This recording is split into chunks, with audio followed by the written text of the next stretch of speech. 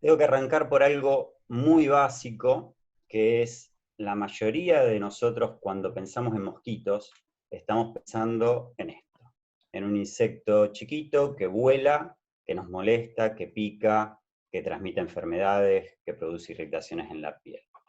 Por un ratito, yo quiero que cuando piensen en mosquitos, piensen en esto, un insecto acuático.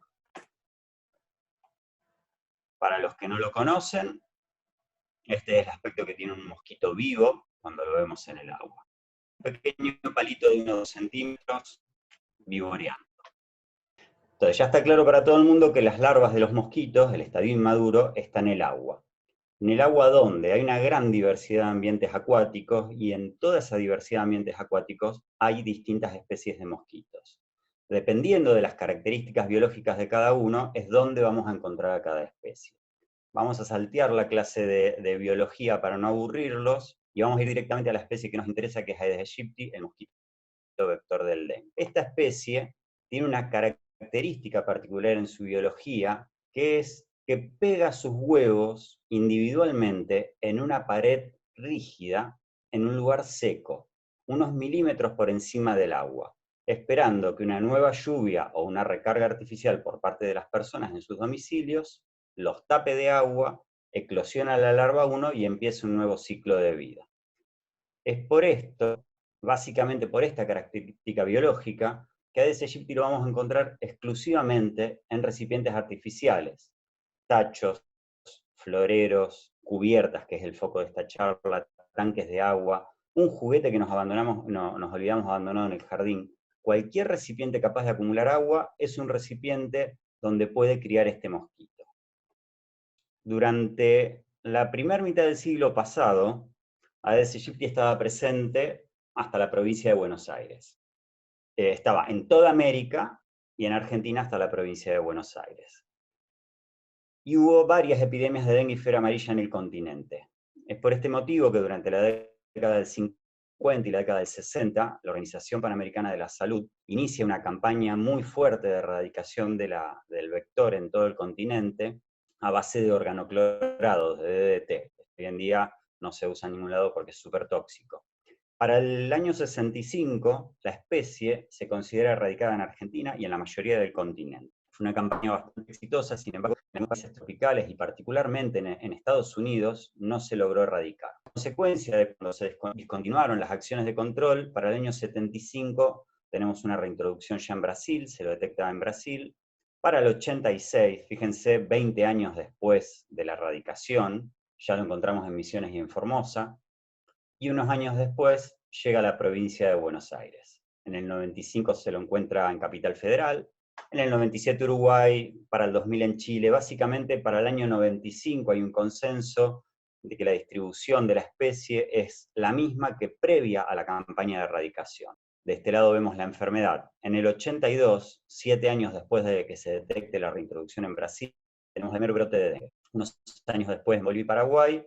Entonces, para el año 88 ya tenemos nuestros 3 países frontera del norte con transmisión autóctona de dengue. Era inevitable, en el 97 tenemos los primeros casos de dengue en Argentina, en Salta, y en el año 98 y 99 podemos decir que tenemos brotes epidémicos en la provincia de Salta. A partir de ahí, todos los años tuvimos alguna epidemia de dengue focalizada en alguna provincia del norte, hasta desde un par de cientos muy focalizados geográficamente, y básicamente fueron estas 5 provincias del norte que vemos: Salta, Corrientes, Misiones, Jujuy, Formosa. Y ahí saltamos al 2009, primera epidemia nacional de dengue, hace 11 años. El contexto es de 33 países del continente con más de 500.000 de casos con dengue, 14 provincias con transmisión autóctona y más de 36.000 casos notificados, de los cuales casi 27.000 fueron casos autóctonos confirmados. 7 años después, segunda epidemia nacional de dengue, prácticamente la misma distribución geográfica, pero esta vez 58.000 casos notificados y casi 40.000 autóctonos confirmados. Bueno, saltamos a hoy, tercera epidemia nacional de dengue, estamos cursando, de hecho gran parte del país todavía está en epidemia con transmisión. La última información que hay del Ministerio de Salud fue publicada el 2 de junio y compila todos los datos que se conocen hasta el 16 de mayo.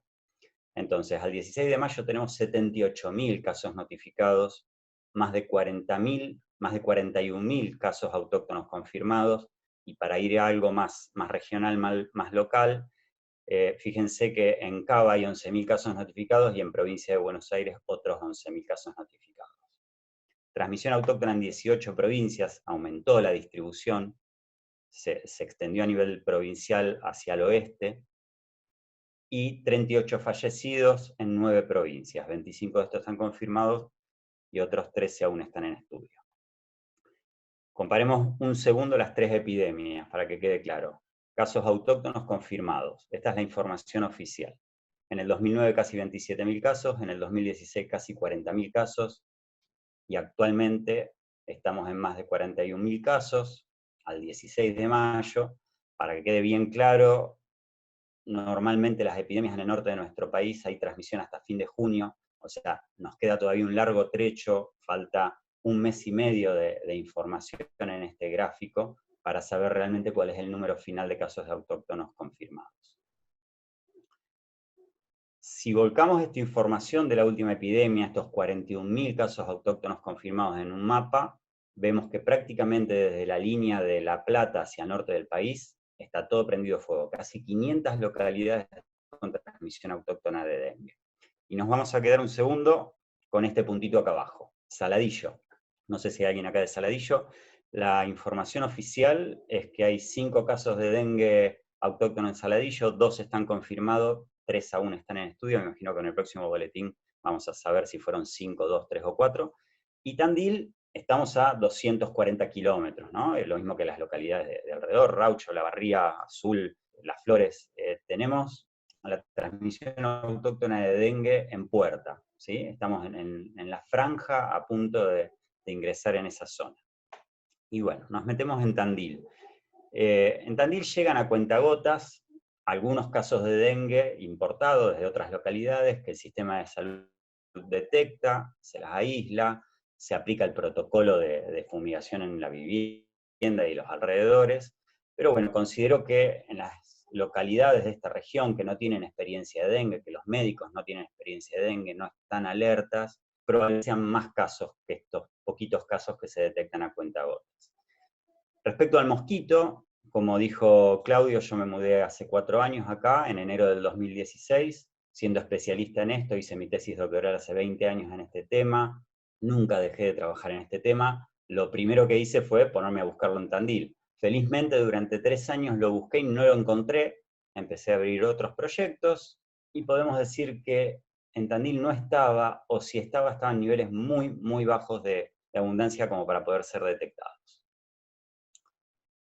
Y esto lo voy a contar tal cual fue. Febrero del año pasado estamos con Federico tomando unos mates, primer día que nos conocemos en la biblioteca de la facultad, charlando de mosquitos y de qué se puede hacer con los mosquitos, nada que ver con el dengue, y le llega a él una foto al celular de un vecino, un conocido, diciendo, maté esto en mi casa, parece el mosquito del dengue que se ve en la televisión. Miramos la foto, evidentemente nos parecía, al día siguiente fuimos al domicilio con personal de bromatología, capturé adultos de Aedes aegypti, revisamos las casas alrededor, en otra vivienda también capturé adultos, en otra casa encontré un criadero, que es este balde que vemos acá abajo con larvas de Aedes aegypti, y a partir de ese punto, parémonos en febrero del año pasado, surgió la pregunta o la duda si estábamos ante un hallazgo casual que puede pasar, puede llegar un criadero a una casa de alguna forma de alguien que venga del norte, y eso no prospere. Entonces, si estamos en una situación casual, si realmente estábamos viendo en vivo y en directo la llegada de la especie y si esta especie se iba a establecer en la ciudad. Para intentar contestarnos eso, lo que hicimos fue diseñar un monitoreo con ovitrampas, que es una metodología estándar que usa en todo el mundo. Son unos frasquitos negros que son muy atractivos para el mosquito, con una madera chapadura en su interior, que es una superficie muy atractiva para poner los huevos para el mosquito. Se le coloca se le coloca agua, y una vez por semana esa maderita se cambia, se pone una nueva se cambia el agua y esas maderitas van al laboratorio donde se buscan los huevos de esta especie bajo la lupa. Dado que no teníamos en ese momento para contestar nuestra pregunta, yo no tenía capacidad para hacerlo solo, Federico tampoco podía poner personal para que una vez por semana con un vehículo recorra toda la ciudad. En lugar de hacer una grilla homogénea, se nos ocurrió colocar una trampa en la casa de cada uno del personal de bromatología. Jardín, terraza, patio, no importa, en la casa de alguno. Y esto que ven acá es la distribución de trampas en la ciudad. Fueron 39 trampas, en promedio funcionaron unas 25 por semana por distintos motivos, y el monitoreo duró 35 semanas, desde la primera semana de octubre hasta la última semana de mayo. Fueron en total 868 eventos trampa. Y lo que vemos del resultado, en 34 ocasiones hubo positivas, o sea, trampas donde podemos confirmar que en ese punto de la ciudad había una hembra de Aedes aegypti colocando huevos. Esto comenzó a mediados de noviembre, siguió negativo y a fin de diciembre se positivizó y no paró nunca hasta fin de mayo. Perdón, hasta fin de abril. En mayo fue negativo. Y el pico de abundancia o el pico de detección lo detectamos en febrero, que fue el mes de más calor. Si esa información la ponemos en el espacio, lo que estamos viendo acá son puntos verdes, que fueron siempre negativos, puntos amarillos, que fue en una sola ocasión la trampa positiva, y puntos rojos, que los detectamos positivos entre 1 y 6 veces. Se ve claramente un manchón en la parte más urbana, bueno, para que conoce el mapa de Tandil es obvio, para los otros les cuento, la parte esta donde vemos lo rojo y lo amarillo es la parte más urbanizada, la de mayor densidad poblacional, la parte más céntrica de Tandil. A partir de febrero, cuando vemos que todo enero había sido positivo una trampa, vemos en febrero se encienden 3 trampas, creo, la primera semana, como que claramente no era un hallazgo casual, había una población estableciéndose, y empezamos a revisar otros sitios activamente para buscar criaderos. Revisamos el cementerio, que en todo el mundo es un lugar clave para tanto para monitorear como para ver el nivel de infestación y también para controlar a la especie. Fuimos 2 veces al cementerio. Viviendas de vecinos que llamaban espontáneamente, o incluso cuando una trampa daba positiva, se podía hacer revisar ese domicilio. Viviendas de amigos. Esta es una casa que siempre doy de ejemplo, esto es muy cerca del centro. En esta casa fui una semana después de una lluvia, había 10 recipientes con agua abandonados en el jardín, y de esos 10 recipientes, 5 eran criaderos de aegypti, ¿sí? Una regadera, un tupper, un plástico doblado. Otra cosa que no encontramos frecuentemente es en la vía pública, esto pasa en todas las ciudades, hay grandes tambores que se usan para cortar la calle durante un repavimentado, durante una obra pública. Estos tachos también son criaderos de mosquitos. Acá el que vemos abajo a la derecha es un ejemplo de lo que habría que hacer, ¿no? Haciéndole un agujero, se evitaría que junte agua y que sea un criadero de mosquitos. Bueno, cuando junta agua, como estos 2 ejemplos que nos encontramos acá en la calle, por supuesto son criaderos de mosquitos. A partir de esto, nos pareció interesante ir a ver qué pasaba en un predio de vialidad municipal. Fuimos al predio de vialidad y nos encontramos con cientos de tambores con agua, basura acumulada, cubiertas, muchos criaderos de mosquito, adultos de Aedes aegypti, criaderos de Aedes aegypti. Y acá, bueno, acá es la primera fotito de lo... Vamos a entrar en cubiertas para que no crean que les mentí, que no los engañé, vamos a hablar de cubiertas. Esto es lo que nos encontramos ahí, ¿no? Cubiertas abandonadas, que son unos hermosos criaderos. Las cubiertas en desuso las encontramos a cuentagotas en las viviendas. Mucha gente tiene un par de cubiertas tiradas en el fondo. También las encontramos en la calle. Esto es un paisaje común en cualquier ciudad de la provincia de Buenos Aires, me atrevo a decir de Argentina. Está cubierta para el que es acá de Tandil, si uno va por Estrada hacia la Rotonda, está cubierta y atada, la puede revisar cuando quiera. Bueno, esto es un pequeño problema que se encuentra en muchísimos lugares de la ciudad. Cuando nos metemos en la gomería, cualquier gomería, este pequeño problema pasa a ser un gran problema en muchísimos lugares de la ciudad. En esta gomería puntual, que llegamos a través de la denuncia de un vecino que estaba muy angustiado porque decía que estaba matando el mosquito del dengue dentro de su casa con sangre y que tenía una gomería al lado. Bueno, fuimos y nos encontramos con esto, que es la parte de atrás de una gomería, un predio normal. Revisé 30 cubiertas con agua ese día. De las 30 cubiertas, 25 cubiertas tenían larvas de mosquito adentro, y de esas 9 cubiertas eran criaderos de Aegypti. O sea, las gomerías claramente son un foco potencial de producción de esta especie. Otro paisaje común por colectora, bueno, imagen de gomerías de goma al aire que cualquiera de ustedes, no importa en qué ciudad vivan, las ven normalmente. Y llegando al zoom de acumulación, tenemos esto está en el relleno sanitario, ¿sí? Hay una montaña literalmente de cubiertas de neumáticos fuera de uso, que no saben qué hacer con eso. La gente llega, tira ahí, se está formando una montaña y no saben qué hacer con ello. Para peor, de vez en cuando llega algún camión del campo y carga estas cubiertas y se las lleva para tapar los silobolsas, para que no se le vuele. Esto también lo vemos en la ruta. O sea que los huevos que están pegados de los mosquitos acá adentro, encima los estamos dispersando. Y un pequeño videíto como para que vean en una filmación cómo es el ambiente, ¿sí? Esto es un paisaje común, cubiertas tiradas, apiladas, para arriba, boca abajo, no importa. Cuando al lado de una vivienda. Y cuando llueve, ahí se ve el agua acumulada. Ahí se ve el charquito de agua, unos cuantos litros de agua, y lleno de larvas de Aedes aegypti. Esto es un paisaje común en cualquier gomería, en cualquier pila de cubiertas que está al aire libre en las afueras de una gomería.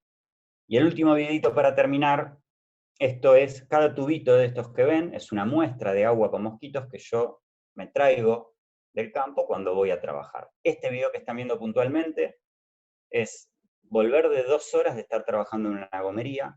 Cada uno de esos tubitos es un criadero de mosquito en el campo. Es una cubierta que tenía larvas de mosquito adentro. Yo proceso esto, lo paso por lupa y separo lo que son Aegypti de las otras especies de mosquito. Última fuente de información que no tiene nada que ver con las cubiertas, pero para terminar de entender el diagnóstico que hicimos en Tandil, empezaron a llegar fotos, espontáneamente, denuncias de vecinos a bromatología, diciendo, maté esto en mi casa. Empezaron a llegar sobrecitos con mosquitos, empezaron a llegar tubitos con mosquitos. Toda esa información la compilamos, la analizamos. Cuando se veía claramente en la foto que era Aegypti, se consideraba. Si estaba el ejemplar, lo miraban en la lupa, se consideraba. Si no, se descartaba. Si juntamos absolutamente toda la información que tenemos, las ovitrampas positivas, los lugares donde buscamos activamente criaderos y encontramos Aegypti, y las denuncias espontáneas de los vecinos que eran Aegypti, que teníamos la dirección, nos encontramos con esto. Una clarísima mancha urbana, que es donde por ahora está restringida la especie. Y estos manchones que agrego acá a los costados son lugares donde teníamos trampas, donde fuimos a buscarlo y no lo encontramos, ¿no? O sea, es bastante consistente el resultado de la distribución hasta el momento de la especie. Bueno, casi para ir terminando, 4 predicciones. La primera, para mí es indudable, en el transcurso de los años la abundancia de esta especie, que está establecida en Tandil y en la región, va a aumentar. Sabemos, yo personalmente sé que está en Azul, sé que está en Olavarría, sé que está en Las Flores, hay localidades que no tenemos información, pero bueno, está en la región, va a ir aumentando la población. A medida que vaya aumentando la población también, es muy probable que estas manchas grises, donde actualmente no lo encontramos, también sean positivas. O sea, a medida que aumenta la población y se va estableciendo en una localidad, se va a ir aumentando un poquito la distribución geográfica hacia la zona no tan urbana.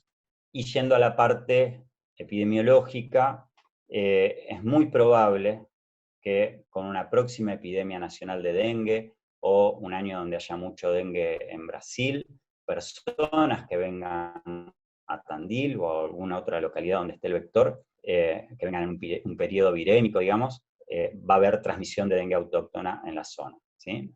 Que es lo que sucedió en Saladillo este año. Y lo último, que es lo que espero equivocarme, o lo que en realidad espero que trabajando mucho entre todos y todo el año logremos evitar, es que a partir de casos de dengue autóctono, a partir del ingreso de personas con dengue, logremos evitar que haya una epidemia, ¿sí? Como, a ver, por ejemplo, en Capital hace 20 años estaba el mosquito y era impensable que haya una epidemia de dengue. se pensaba como algo, una enfermedad del norte, esto pasa en Misiones, en Formosa, en Salta, Jujuy. Bueno, no. En este momento Buenos Aires, capital y conurbano, están literalmente prendidos fuegos de dengue. Tengo amigos que en su cuadra tienen 7 personas con dengue confirmado, todo el mundo tiene un pariente, un amigo con síntomas de dengue. Entonces eso que era impensable está pasando. Bueno, nosotros estamos 5, 10, 15 años atrasados por una cuestión que estamos más al sur. Pero así como bajó desde el norte del país hasta Buenos Aires, estamos muy cerca. Y para terminar, algunas cosas que quiero remarcar de cubiertas, que es lo que más nos interesa en esta charla. Las cubiertas son excelentes criaderos de Aedes aegypti, no es que simplemente son un criadero de Aedes aegypti. Tienen características, el color es atractivo para la especie, el material hace que levante temperatura, tiene una textura muy agradable para el mosquito para huiponer, la prefieren. También por la forma de la cubierta la evaporación es baja, entonces el agua dura mucho. Tienen un volumen de agua que resulta particularmente bueno para ese aegypti, pues ni muy chiquito ni muy grande, está bien en el rango que prefiere. Por otro lado, son excelentes dispersores de las poblaciones de Aedes aegypti. Hay muchos estudios en distintos lugares del mundo que demuestran que distintas especies invasoras, incluido Aedes aegypti, han pasado de un continente a otro, de un país a otro y de una localidad a otra a través del transporte de cubiertas. O sea que es fundamental controlar el transporte de estos desechos. Son casi imposibles de vaciar. No sé si alguna vez alguno intentó vaciar una cubierta, yo más de una vez, y es muy difícil. Y ni que hablar si es una cubierta de tractor o de camión que no la puede manejar una sola persona. Son realmente difíciles de vaciar. Cuando tenemos, por ejemplo, un plato, un bebedero de un animal en nuestro jardín, es un problema doméstico chiquito. Uno con tirar el agua y cambiarla cada 2 o 3 días se soluciona el problema. En el caso de las cubiertas, es un problema grande, no son fáciles de vaciar. Son muchas también. El volumen es mucho, son grandes, no lo podemos solucionar fácilmente. Uno lo puede solucionar en su casa si tiene 2 cubiertas que es basura, bueno, las puede rellenar de tierra, transformar en un macetero o vaciarlas y tener bajo techo, pero cuando vamos a un volumen grande como el de una gomería o el relleno sanitario, el problema es otro. Son muy, muy difíciles de guardar, cubrir, de transportar. Respecto a la cantidad, yo tengo algunos datos que no son nuevos, pero sirven lo mismo para tener una idea de volumen. Esto es un dato del 2012. En capital y conurbano, en ese momento se producían 38.000 toneladas anuales de neumáticos en desuso. Otro dato que encontré por ahí, 2014, 100.000 toneladas anuales a nivel nacional. Otro dato que saqué de una tesis doctoral de un ingeniero de Mar del Plata, en el partido de General Pueyrredón en Mar del Plata, 300.000 neumáticos por año. Y por último, para que vean que esto es un problema en todo el mundo y no solo en Argentina, en Brasil, en el 2006, una información oficial que hay habla de 40 millones de neumáticos fuera de uso por año. Son números monstruosos, es un problema grande. Bueno, y ahora sí, para terminar, acá estoy con Hernán, uno de los chicos de bromatología con los cuales estuve trabajando mucho a campo. Estamos en la montaña de cubiertas en el relleno sanitario. Y sinceramente nos íbamos del relleno con las muestras de mosquitos y haciéndonos estas preguntas, ¿no? ¿Cómo se hace para solucionar esto? O sea, ¿existe la posibilidad de reciclarlas en la región? Bueno, sobre esto calculo que nos va a hablar Raúl la semana que viene y una idea por lo menos de cómo arrimar una solución a este problema.